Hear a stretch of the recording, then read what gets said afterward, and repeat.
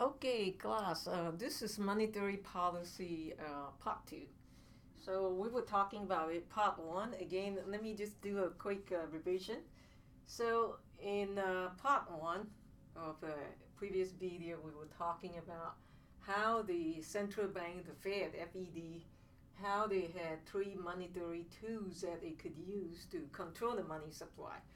So we talked about the open market operation. Basically, that's the Fed trying to sell and buy bonds. So you have to know which one, because whether they're selling or whether they're buying, it's different, as far as the monetary policy is concerned. For example, if the Fed is selling the bonds to the public, okay, so that means, again, using these two diagrams here, this is the Fed, this is the public, and so if the Fed were to sell bonds to the public, so what happened is there will be a piece of bonds flowing from the Fed to the public. So the public will have to pay the Fed $1 million. That's the value of the bonds. So basically, what that does is that the money is being taken out from the public. So we say that the money supply in this case decreases, and we call this contractionary monetary policy on the part of the Fed, because by selling bonds to the public. So now if you look at the money market diagram here, again you have a downward sloping money demand curve, you have an upward sloping money supply curve. This is your point A, initial equilibrium point. So since money supply contracts, so then money supply curve will shift to the left, and then you're at a higher point, point B here. At point B, you have higher interest rate, your money stock is lower. Again, last time we talked about this, but we use a balloon to represent the economy. So this is a case where the balloon of the economy gets too big, or economic activity get too big, so you want to contract it by selling bonds to the public so that the economy will slow down a little bit. And one way to do it is by contracting or decreasing the money supply through selling bonds to the public on the part of the Fed. So now there are two other ways that they could control the money supply as well.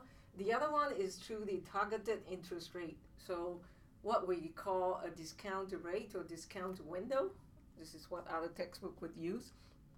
So basically what they do with this interest rate is they would, this is an interest rate, let me just define what it is. This is an interest rate that commercial banks like BB&T, you have Bank of America, you have Wells Fargo, you have the local credit unions. Sometimes they are in trouble. They need some quick cash, it could be over a period of a few months or so. So they could borrow from the Big Daddy. So who's the Big Daddy? So that would be your central bank, the Fed. So they will go to the Fed and ask for a loan. And for example, if the interest rate is, say, like 15%, which is considered very high, do you think they will want to borrow from the Fed? Answer is no. So they will want this discount rate to be very low. For example, if the rate is low, so I'm going to put the downward arrow here. If the discount rate is low, say like 1%, then that will give the commercial banks incentive to want to borrow. So if they borrow more from the Fed, so money supply goes up. So that, to some extent, that will be your expansionary monetary policy. Now, in this case, the money supply curve will shift down to the right. And so this is a new equilibrium point right here. Let's call this point C. So then you have a lower interest rate, and then your money stock will be increasing right there. So again, that would mean that the balloon of the economy, if you practice lowering the discount rate, then the balloon of the economy gets bigger. So in other words, this is a gesture of practicing or implementing expansionary monetary policy, that is by lowering the discount rate. So we also talk about reserve ratio, and once again that's the ratio that's a percentage that's regulated by the central bank, usually by the regional Federal Reserve Banks.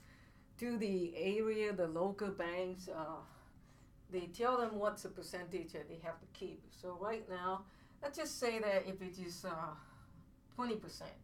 So what that means is that if bank deposit is about 10,000, so if it is 20% of reserve ratio, so then they would have to set aside this 20% of that total deposit. That will be like 2,000 aside. And what did they do with the other 8,000? So they're going to make money out of it. We talked about it before. How do they make money? They make money by making loans. So that would be the other 80%. That's 8,000. So they will loan to you, as a computer, PCs loans or college loans, car loans, mortgage, house loans, and home improvement loans. There's all kinds of loans out there. So now, if they do that, basically, that is saying is that, so they make money. So the higher this number, the more money they make, because then loan out to the public, money supply goes up. So in other words, again, by lowering this reserve ratio, let's say to 30%. Well, lowering means we want the number to go down. So instead of 20%, let's say if they lower it to 10%. So now with the same amount, 10,000, they only have to set aside 1,000 as reserve, and then the other 9,000 or 90%, they could actually use it for loans, right there. So in other words, if it is the loans amount goes up, that means money supply actually goes up. So again, to repeat everything I've said so far, so in order to practice expansionary monetary policy, so this is what they have to do. They have to buy, this is a case where they buy bonds.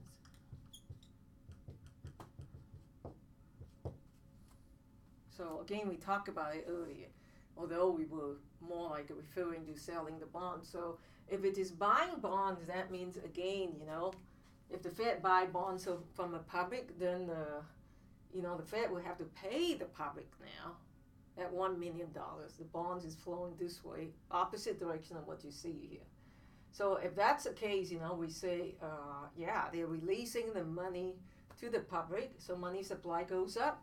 So the balloon of the economy increases or expanded. And so then we say, this is just gesture of implementing a expansionary monetary policy, because, and you do that when you're in recession. So what do? The Fed will buy bonds. And I think some of you remember around a few years ago when Bernanke was doing his last years of term. So I think some of you may remember that he was buying a lot of bonds. And again, one of the reasons was because the economy was still in recession. So he wants to boost the economy by pumping more economic activity into the economy. And one way to do it is by buying bonds from the public, paying the public the money. So then money supply goes up. So, and then the other two are basically, as I have mentioned, like lowering the discount rate that they loan out to the commercial banks. And then the last one is by lowering that reserve ratio, so that the banks will have more money to loan out, higher percentage to loan out to the public. So money supply goes up. And the vice versa means everything is opposite. That would be the contractionary monetary policy. So the next thing I want to do is, since we're talking about all on the money supply side, we haven't said anything about money demand side yet. So now we want to relate this diagram, okay, whether it's expansionary monetary policy or contractionary monetary policy. And basically, you can see that if it is expansionary monetary policy, your money supply curve that is upward sloping will shift to the right, just like your supply curve in the earlier chapter. And if it is contractionary monetary policy, then supply curve, or your money supply curve will shift to the left. So the next thing we want to look at is we want to relate to the aggregate supply and aggregate demand curve that we talked about in last 2 chapters, and how they relate to this money supply curve shifting to the right or to the left. So we're going to do this diagram together. So let me erase this and redo the diagram.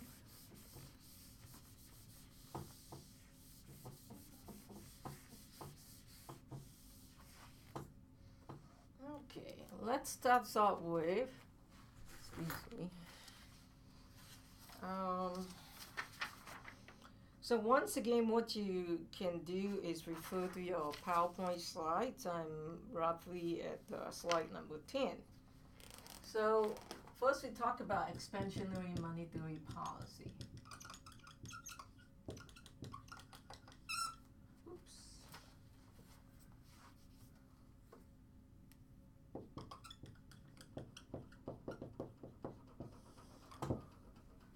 And again, we want to use money market graph. So you have your demand for money, and here's your supply for money, and here's your equilibrium point. And this is basically looks like your interest rate. Okay, they use R. So this is your R star, and that will be your low number of funds, meaning your money stock really, in terms of, let's call this money. So this would be your M star here. Okay, so that's the beginning point. And then on the right hand side, on the left hand side, this represents money market. On the right hand side, I'm going to add on to this aggregate demand and aggregate supply curve. So what I do is you have your aggregate demand curve at the beginning, and then you have your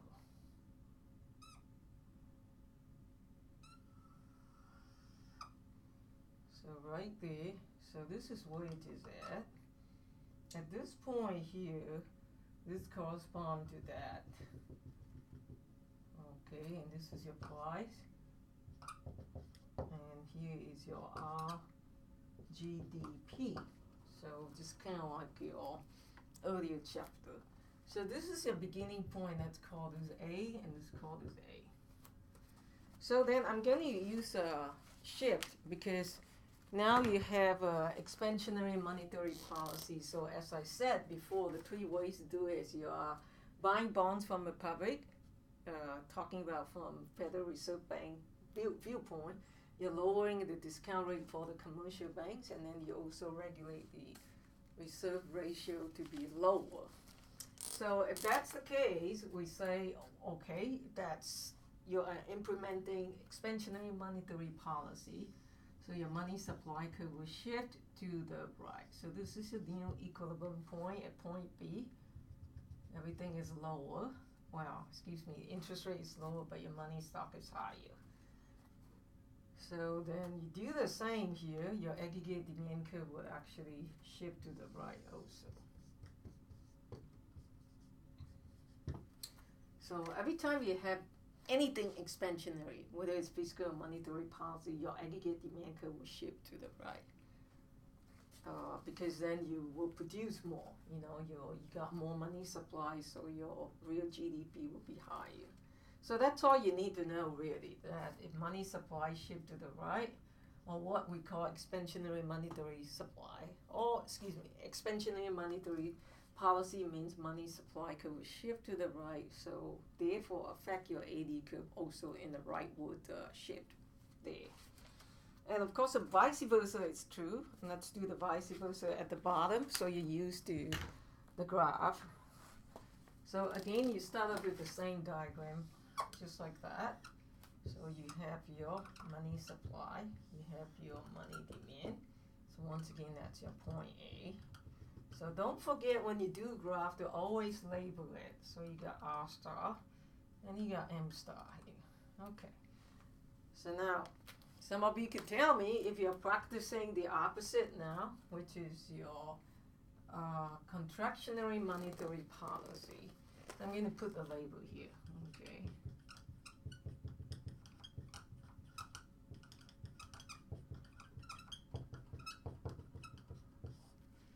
So this two diagrams that I'm presenting next, well, you already seen this one, is your contractionary monetary policy.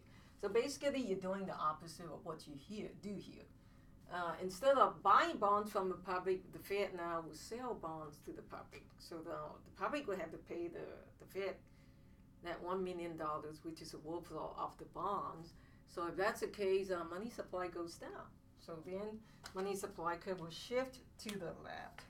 So likewise for these two, the targeted interest rate and the reserve ratio. So you would want to raise them, because raising them means now they have to put, in this case here, reserve ratio, they have to put, instead of 10%, let's say 30%, higher. So then they only have 70% to be low now. So money supply contracts, goes down, it shrinks. So again, money supply curve will shift to the left. So same thing with discount rate. So if they raise the discount rate, the opposite of it, so then nobody wants to borrow from the Fed, because they say, oh yeah, it's too expensive to borrow from you. Why should we borrow from you? Yesterday it was 1%, today is 10%.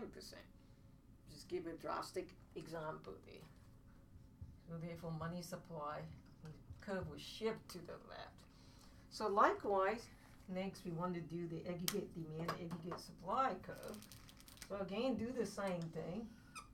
You have your aggregate supply curve, and here's your aggregate demand curve, and there's your point A. So in this case, you could see that aggregate demand curve will shift to the left. As a result of money supply curve shifting to the left, as a result of any of those twos that the government use, or it could be a combination of all three twos, okay, or combination of two twos. In any case, that would be considered contractionary monetary policy. So money supply curve will shift to the left because you got less money now. So therefore, less money go around to spend, so they produce less. So aggregate demand curve in that case will shift from right to left. So this is your point B, and here's your point B here. So basically, that's what it is. So the important thing to know when we talk about monetary policy is to know these three tools used by the Federal Reserve Bank and which direction. Because knowing them is not enough, but then you have to know. See, economics is always 50-50, so you could toss a coin and flip the coin and see, do you get head or do you get tail? So what is the answer, It's at lowering the interest rate, or is it the other way? So it's always one or the other way. So next, we're coming almost to an end for this chapter. A lot of this you could read on your own, so I'm going to just skip the part about the history of the Fed, like what they do, because most of this you could read it. So what I really want to just analyze is more like on the more the technical side of explaining how the Federal Reserve Bank function. So if you notice 4 diagrams, how money supply relates finally to your aggregate demand and aggregate supply curve, so you will do well. So this is my last video for this course, so I hope you enjoyed this course, and if you have any questions, once again, send me email or just call me up. Thank you.